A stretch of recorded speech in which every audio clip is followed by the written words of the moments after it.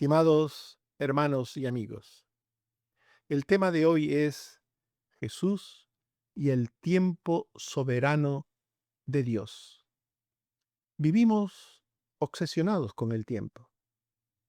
Nos angustia lo que no llega, nos impacienta lo que tarda y nos preocupa lo que pueda suceder mañana. Nuestra cultura vive corriendo contra el reloj, pero en este pasaje, el que vamos a estudiar hoy, encontramos una verdad profundamente consoladora. Jesús no vive bajo la presión del tiempo humano, sino bajo el calendario eterno de Dios. Sus enemigos quieren prenderle, pero no pueden. No porque les falte odio, ni porque les falte poder, sino porque les falta la autorización divina. Juan nos muestra que detrás del conflicto visible hay un gobierno invisible y eficaz. La historia no se mueve por el capricho de los hombres, sino por el decreto soberano de Dios. Y lo que fue verdad para Cristo, también lo es hoy para su iglesia. Nuestra vida, nuestros días y nuestras pruebas están igualmente bajo la providencia del Señor. Veamos cómo el tiempo de Dios es el momento justo en el que Él ejecuta su plan y su propósito eterno. Dios tiene un plan, Dios tiene un propósito redentor desde antes de la fundación del mundo. Efesios 1:4 al 5. Nos escogió en Él antes de la fundación del mundo para que fuésemos santos y sin mancha, por medio de Jesucristo, según el puro afecto de su voluntad. Todo cuanto sucede en nuestras vidas, todo, también lo relativo a la salvación, forma parte del plan eterno de Dios. Esto es lo que nos dice el apóstol Pablo en el texto que hemos leído. Somos creyentes, somos hijos de Dios, porque en ese plan Dios nos escogió antes de la fundación del mundo. Para ser, dice el texto.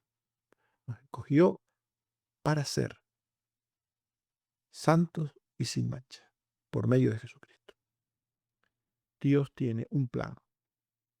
Y los enemigos del Señor Jesús siempre procuran ir contra el plan eterno de Dios.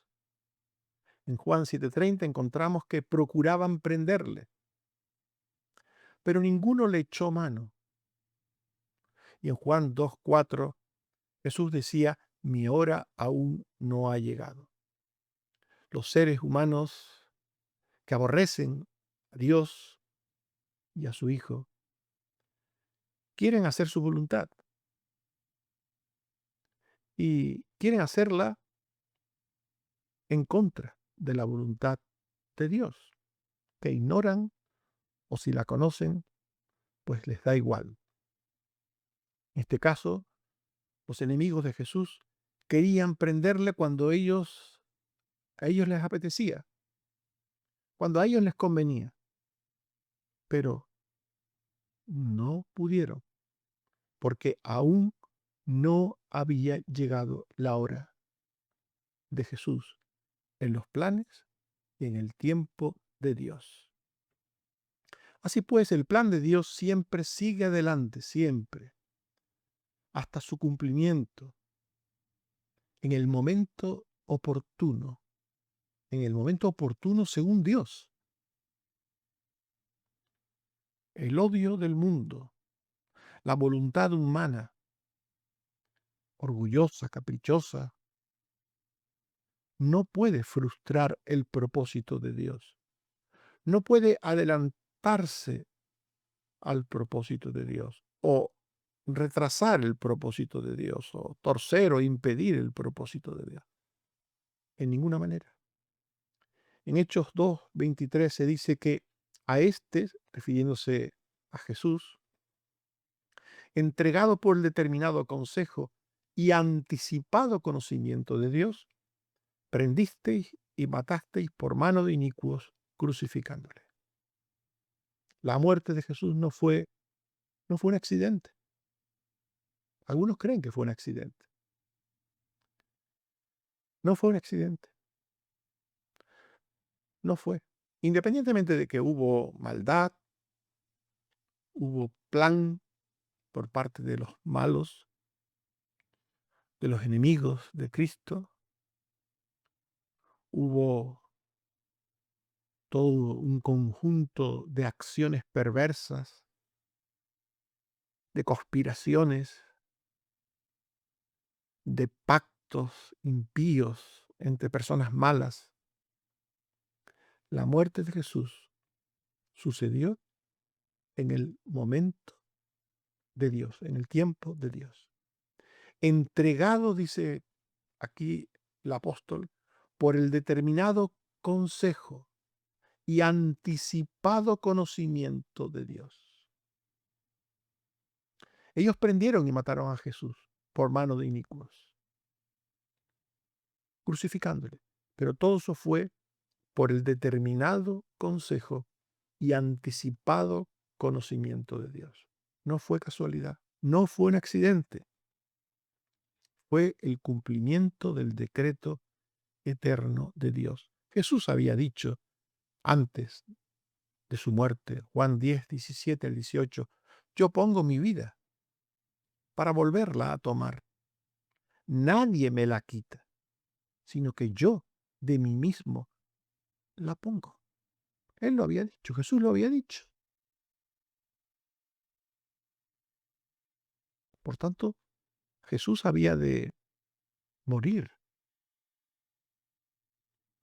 cuando el tiempo de Dios fuese cumplido, en el momento, en la hora, en la forma establecida por Dios.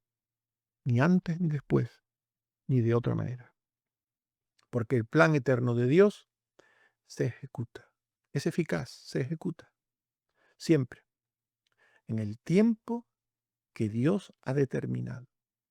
En la hora, en la manera que Dios ha determinado. El plan de Dios se ejecuta. El decreto eterno de Dios se cumple en el momento justo y concreto de la historia.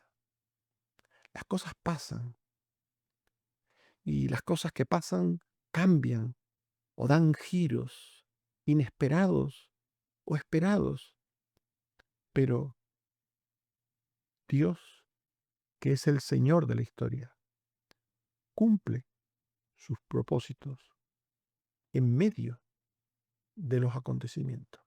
Dice el Salmo 31, versículo 15, en tu mano están mis tiempos, nuestros tiempos humanos, esos tiempos que hay para cada cosa de la vida, están en manos de Dios. El tiempo de nacer, de vivir, de morir, de trabajar, de descansar, todo eso está en las manos de Dios. Y Él hace su voluntad en medio de nuestros tiempos, usando nuestros tiempos, sirviéndose de nuestros tiempos o a pesar de nuestros tiempos. Dios hace su voluntad en su tiempo, en el tiempo de Él. Esto quiere decir que no moriremos antes del tiempo de Dios, por ejemplo, ni tampoco viviremos más allá del tiempo que Dios en su voluntad tenga para nosotros, ni que sufriremos más o menos fuera de la providencia de Dios, de lo que Dios tenga para nosotros. Todo lo que va a acontecer en nuestra vida está en el plan de Dios y acontecerá en el tiempo de Dios. Por eso la Biblia habla muchas veces de la hora, como el tiempo concreto de Dios, la hora. Jesús dijo en Juan 7:30, entonces procuraban prenderle, pero ninguno le echó mano porque aún no había llegado su hora. Esto de la hora reduce el concepto de tiempo a algo más estrecho, algo más concreto. No ha llegado mi hora, no ha llegado el tiempo justo, exacto, perfecto, el tiempo determinado por Dios. Dios tiene su tiempo establecido en los detalles más pequeños, en el tiempo que las cosas nuestras, las humanas, van en un sentido u otro, giran en un sentido u otro, pero Dios, a pesar de todo eso, va ejecutando paso a paso sus designios, los cuales en la hora de Dios, en el momento de Dios, sí o sí sucederá. Juan 7:30. Entonces procuraban prenderle, pero ninguno le echó mano porque aún no había llegado su hora. Es como un reloj antiguo, esto que estamos diciendo, de maquinaria interna.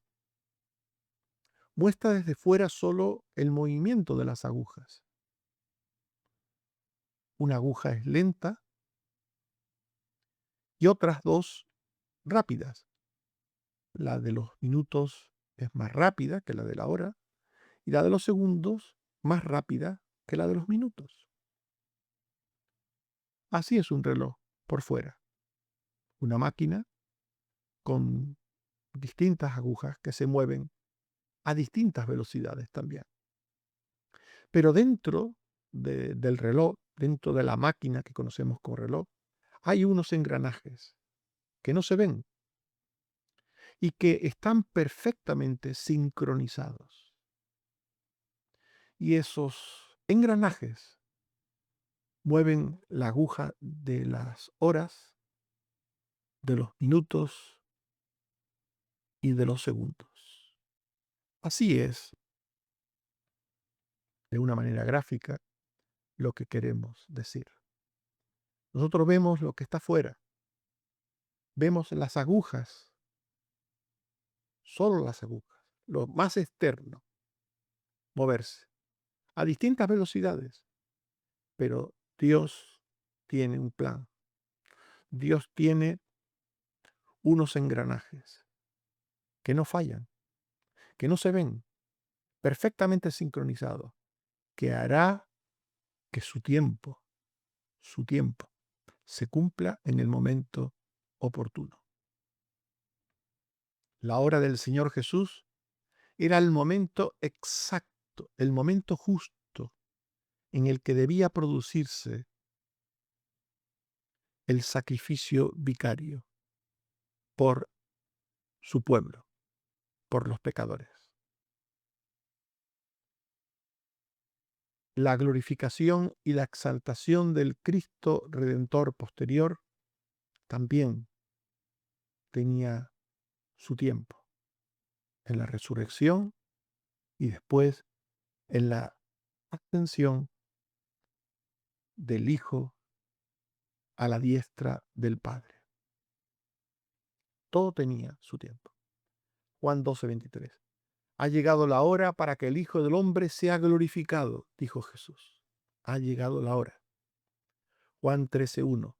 Sabiendo Jesús que su hora había llegado para que pasase de este mundo al Padre. Todo lo que sucedía en la vida de Jesús sucedía en el tiempo de Dios, en la hora de Dios, en el momento exacto, justo, preciso de Dios. El plan soberano de Dios se cumple siempre. Dios tiene un plan eterno, vimos antes, un plan eterno, justo, soberano, eficaz. Y este plan se cumple, siempre, siempre se cumple. Incluso en medio de la oposición, incluso en medio de la adversidad, incluso en medio de circunstancias que hacen casi imposible que lo que Dios ha dicho suceda. Dios hace su voluntad en medio de los tiempos, en medio de las circunstancias. No importa. No importa la hostilidad, no importa la enemistad humana, no importa. La hostilidad y enemistad contra Jesús fue real, fue profundamente espiritual, fue terrible. Los judíos envidiaban y odiaban a Jesús con todas sus fuerzas. Marcos 15:10. Por envidia le habían entregado los principales sacerdotes. Juan 7:30. Entonces procuraban prenderle. A Jesús lo odiaban. Los judíos eran verdaderamente hostiles y enemigos de Jesús. Parecería imposible que Dios pudiera cumplir cualquier propósito para con el mundo a través de Jesús. Por tanta animadversión, por tanta hostilidad, parecía casi imposible. Pero esta enemistad contra el Redentor ya había sido anunciada desde el principio de los tiempos. En Génesis 3:15, el llamado protoevangelio, dice: pondré enemistad entre ti y la mujer, y entre tu simiente y la simiente suya. Ya se había dicho que la simiente de Satanás lucharía contra la simiente de la mujer, contra el Mesías, que se opondría al Mesías. Ya estaba profetizada esta hostilidad, esta actitud del mundo, de la religión, contra el Hijo de Dios, contra el Mesías. Esta enemistad no era otra cosa que la enemistad propia entre las tinieblas y la luz, entre la mentira y la verdad. Juan 3:19. La luz vino al mundo y los hombres amaron más las tinieblas que la luz. Hay una confrontación permanente entre las tinieblas y la luz, entre la mentira y la verdad. Y esto es lo que habría con la venida del Mesías. Él era la luz, él era la verdad. Y en el mundo, ¿qué había? Tinieblas y mentira. Desde esa situación, el mundo se opondría a Jesús, rechazaría a Jesús, como pasa hoy día, como pasa hoy día. ¿Por qué el mundo rechaza a Jesús? Porque Él es la luz, porque Él es la verdad, y el mundo sigue encontrándose en tinieblas, y por eso prefiere seguir la mentira. Esta oposición humana a Jesús no es accidental, no es una especie de casualidad. Es la expresión de una depravación pecaminosa por parte del ser humano que no tolera la presencia de la obra reveladora y redentora de Cristo. Juan 3:19-20. Y esta es la condenación, que la luz vino al mundo, y los hombres amaron más las tinieblas que la luz, porque sus obras eran malas. Porque todo aquel que hace lo malo aborrece la luz y no viene la luz, para que sus obras no sean reprendidas. Aquí Jesús está dando las razones por las que el mundo le rechaza. Él es la luz, el mundo es tinieblas. Él es la verdad, el mundo es la mentira. Y Al hombre que está en tinieblas y en la mentira, no le interesa por su pecado, porque su pecado le lleva a amar las conductas propias del pecado. El hombre pecador no quiere salir de su situación de descarrío, de perdición. No quiere, porque ama el pecado. Ama el pecado. Ese es el problema. Cuando hablamos de Cristo como Salvador, también estamos hablando de Cristo como aquel que quiere que le sigamos para tener una vida santa. Y esto es lo que la gente no quiere. Si la salvación no incluyera una vida después como consecuencia de tener la salvación de santidad, igual mucha gente creería, diría, bueno, yo creo en Cristo, si esto me salva, yo creo en Cristo, bueno, y ahora ya me olvido de Él, vivo mi vida, sigo siendo un pirata, sigo siendo un delincuente, sigo siendo un sinvergüenza, creo en Cristo y bueno, y ya está. Pero es que Jesús dijo, si alguno quiere ser mi discípulo, tome su cruz y sígame. La vida de discipulado de Cristo es una vida de santidad, de sacrificio, de morir al mundo y a los deseos del mundo para ser como Jesús. Y esto, evidentemente, es lo que rechaza el hombre desde su ceguera, de su oscuridad, desde la mentira en que vive. Pero es el plan soberano y eterno de Dios, que es eficaz y que nadie puede impedir. Es el plan de Dios. Es el plan de Dios lo que hace que la obra de Cristo tenga un resultado en un pueblo escogido por gracia. El plan de Dios es eterno, pero este plan eterno de Dios incluye no solo al Salvador, sino a aquellos que van a ser objetos o recipientes de la salvación. Gracias a Dios que esto es así, porque la pregunta no es por qué Dios nos salva a todos. La pregunta es por qué Dios salva a algunos, porque nadie se merece la salvación. Todos nos encontramos en una situación de ceguera, de miseria, de oscuridad, de mentira. Nadie merece nada. El hecho de que Dios salve a un pueblo es un acto de misericordia, un acto de misericordia. Y esta misericordia de Dios es grandiosa, porque cuando hablamos de que Dios ha escogido un pueblo para salvación, no estamos hablando de una pequeña cantidad de personas.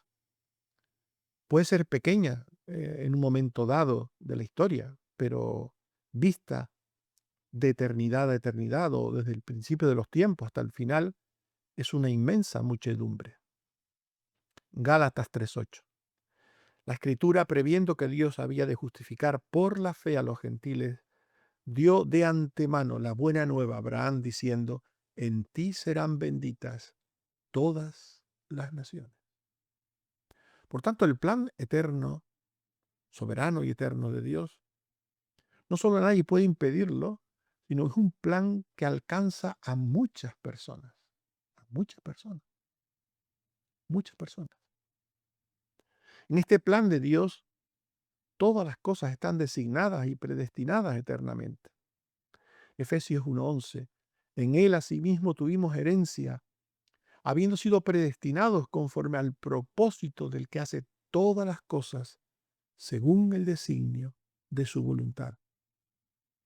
Efesios 3:11. Los gentiles somos copartícipes de la promesa por medio del Evangelio, conforme al propósito eterno que hizo en Cristo Jesús nuestro Señor. Por tanto, todo está establecido por Dios eternamente. Todo lo que sucede, sucede porque así lo quiere Dios. No hay casualidades, no hay cosas que ocurran al azar. Todos los que creemos, creemos porque Dios quiere que creamos en Él. Seamos blancos, seamos negros, seamos pobres, seamos ricos, seamos de aquí, seamos de allá. El plan de Dios se hace, se consuma en el tiempo de Dios. Y el plan de salvación se ejecuta en el tiempo de Dios para cada uno de nosotros. Los hombres actuamos libres, hacemos lo que queremos. Esto es así. Todos hacemos lo que queremos. Pero sin saberlo, al mismo tiempo, el propósito eterno de Dios que está caminando, que se está ejecutando en el tiempo soberano de Dios, el tiempo de Dios hace su voluntad. Y este es el misterio, que nosotros hacemos lo que queremos y haciéndolo, Dios hace su voluntad eterna y soberana. Hechos 4, 26 al 28. Los reyes de la tierra se juntaron contra el Señor y su Cristo.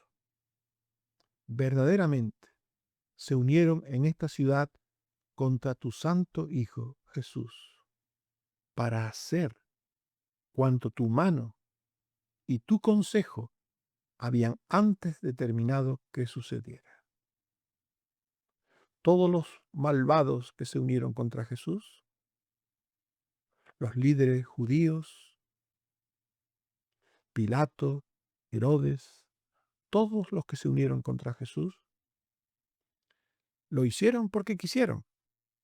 Nadie les obligó a hacer lo que hicieron. Nadie. No hubo ninguna fuerza externa que les llevara a rechazar al Mesías, a odiar al Mesías.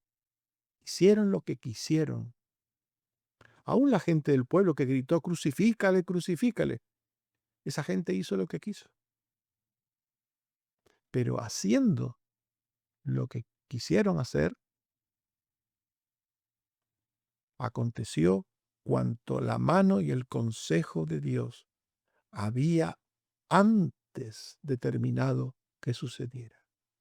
Es el gran misterio de la soberana voluntad de Dios. El hombre hace lo que quiere y sucede o acontece lo que es voluntad de Dios. Estimados hermanos y amigos, hemos hablado de Jesús y el tiempo soberano de Dios. Nuestra vida también tiene sus horas para cada cosa.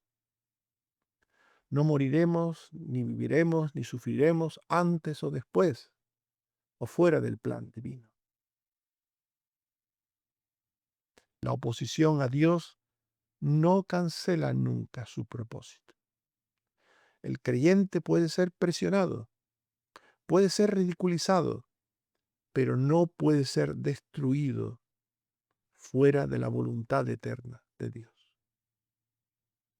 La impaciencia humana revela poca fe en la providencia de Dios. Queremos las cosas ya, pero Dios no se retrasa, sino que cumple en su tiempo todo aquello que es su voluntad para nosotros, en nuestra hora, la hora de Dios que Él hace que sea nuestra hora. En esa hora de Dios que llega a ser nuestra hora, sucede lo que Dios quiere que suceda.